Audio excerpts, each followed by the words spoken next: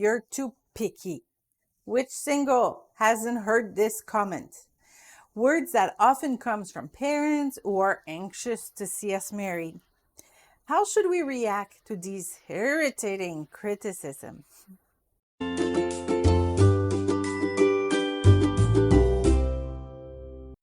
First, you have to hold back your anger.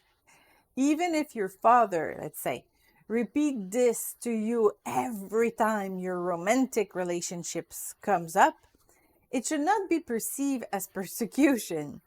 Love is patient and kind. Love does not envy or boast. It is not arrogant or rude. It does not insist on its own way. It is not irritable or resentful. 1 Corinthians 13, 4 and 5. If you love your dad and respect him, you need to keep in mind that he doesn't want to hurt you. Even though he is awkward in his approach to the situation, his intentions are probably legitimate and even laudable. Your dad, or anyone else making this criticism, just want to see you happily married, to see you enter a new chapter in your life. So, the first thing to do when someone criticizes you is not to be irritable or resentful and be patient.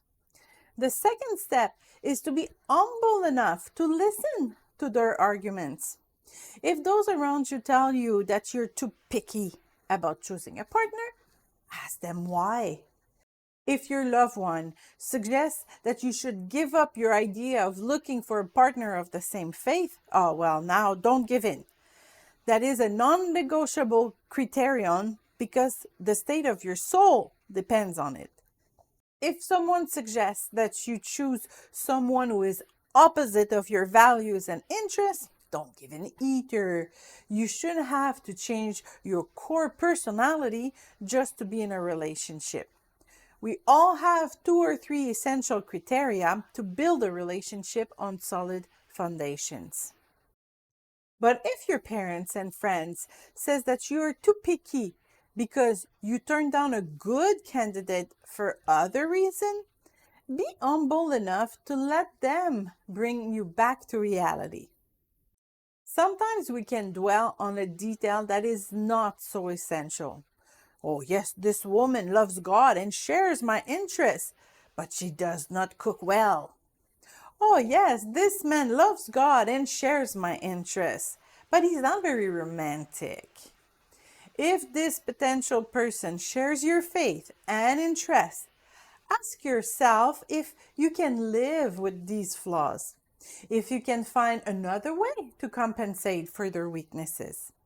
You won't find a perfect person unless you decide to stay married to Jesus for your life.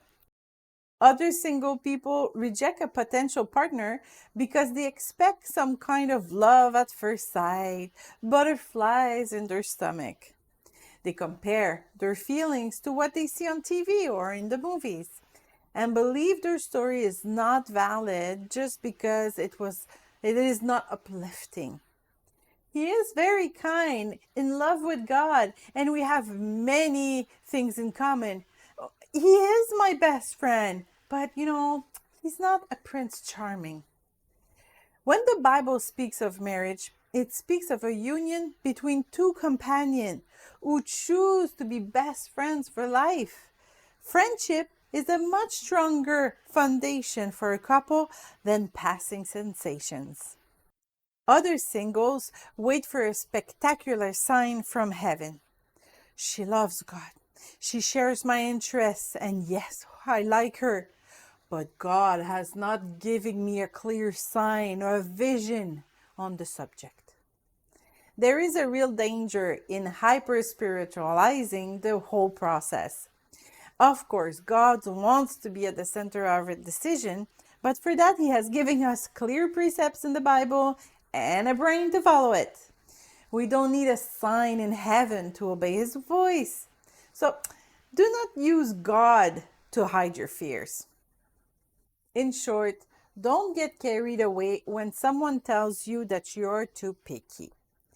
If they are wrong and your reasons are valid, be confident and be patient with them. But in all humility, Still, take the time to assess the reasons they bring up.